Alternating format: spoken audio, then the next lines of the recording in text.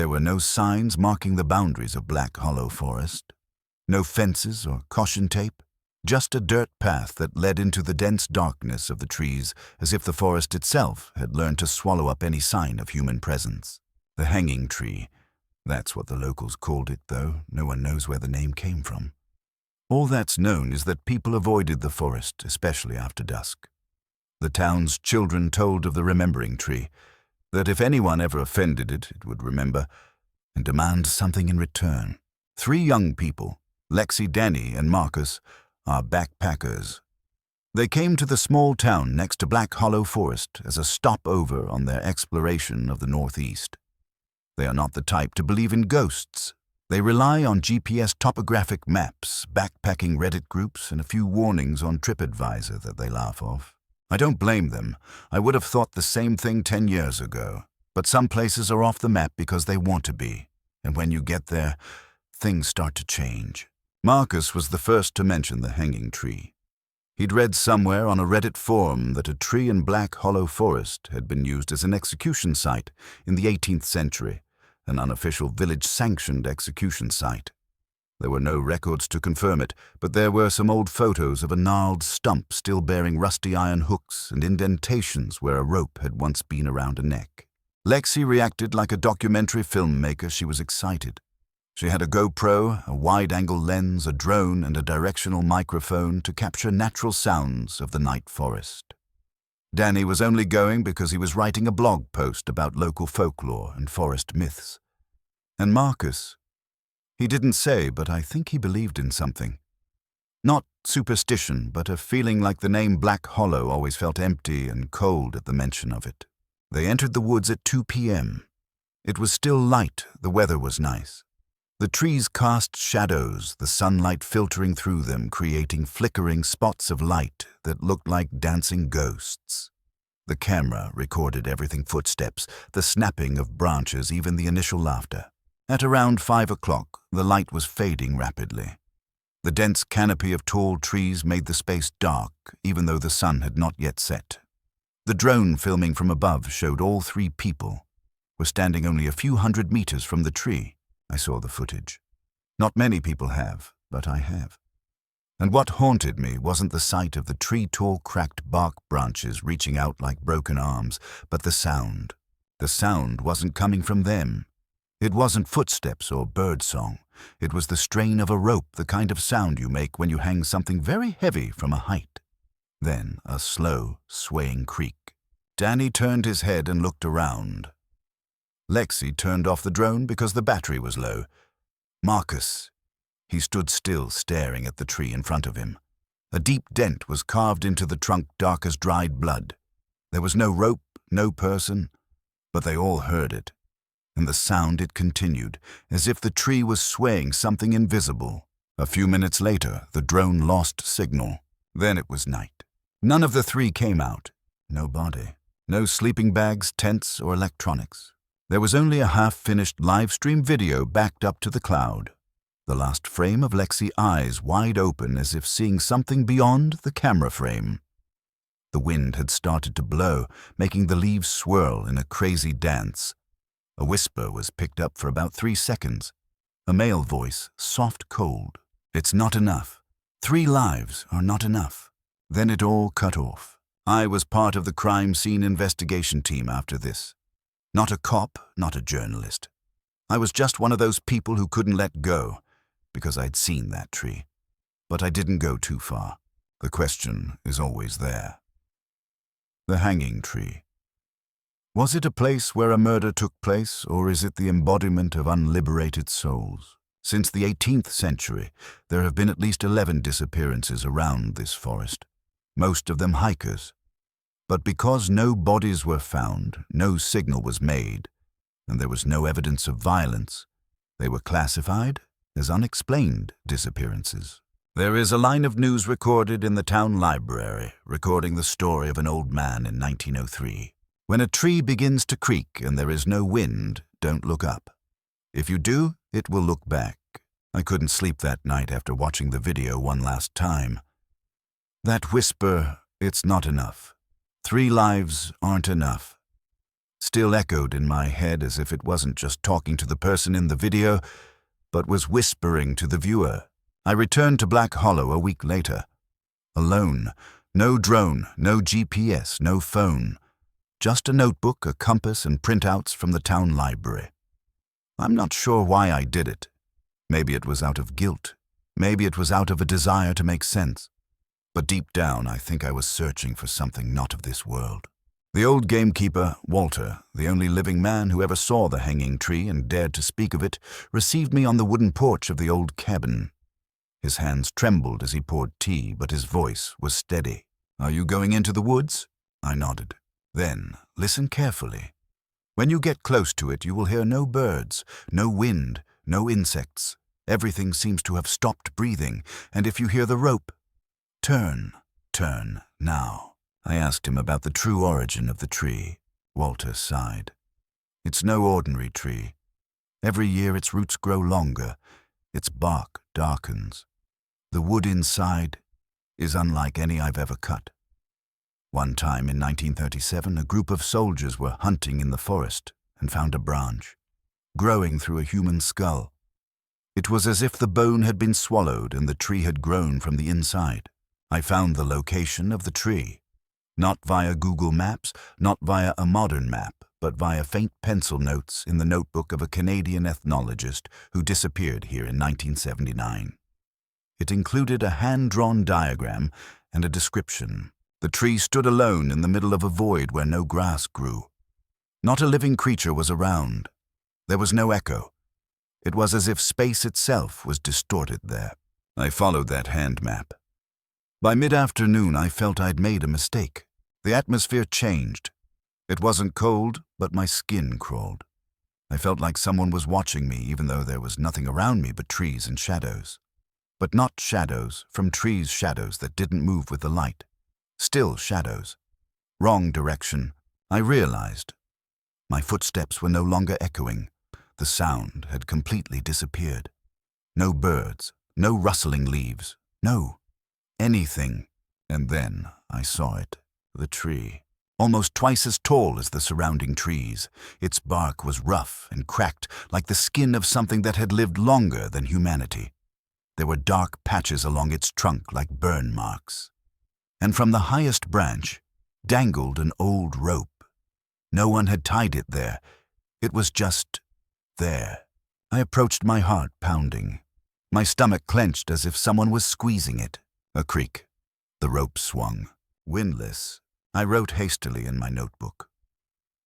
"The air seems to be sucked out. It is difficult to breathe. This tree lives, but not by sap, by memory, by blood." I turned back or so, I thought. But the forest was not the same as when I entered. Every direction I turned, the tree reappeared. It wasn't that it moved. The forest curved around to bring me back to it. A living maze, no. Like its roots spread underground, controlling the forest. In a panic, I ran. I don't remember how long we walked. It was getting dark when I fell to the ground and hit something hard. It is a backpack. I recognized it, Lexi's backpack. It was torn on one side and muddy, but there was a leather book inside. I opened it with trembling hands. The first words, "We found it." The tree. Marcus. No longer Marcus. Turn to the next page. Last page, scrawled handwriting. "If anyone finds this book, do not go toward the breathing. Do not trust familiar voices. They are not your friends. And if you find yourself looking up at the rope, it is too late." I closed my eyes and bit my lip to keep from crying. I couldn't save them, but I can tell. When I escaped the forest the next morning, still not knowing how, I noticed something. My shoes were knee-deep in mud, as if I had been wading through a swamp, and I had never seen a swamp on a map. And on my neck, there was a round purple bruise, like someone had pulled a rope around my neck and stopped midway. I don't know if I was asleep or unconscious, but I knew I was too close to the line no one should cross. I thought I was free. I'd left Black Hollow Forest, breathed the air of the town again, seen the sun and heard human voices again. But what I carried with me from there wasn't on my skin, wasn't on my clothes. It was deeper, in my mind, in my sleep. The first night after returning, I had a dream. In my dream, I was standing under a tree. Not just any tree, it was the hanging tree. But this time, there was not one rope dangling from it, but 3. Each rope held a blurry, faceless figure, but I recognized it. It was Lexi, Danny, and Marcus. And then I saw myself, standing in the middle of a tree.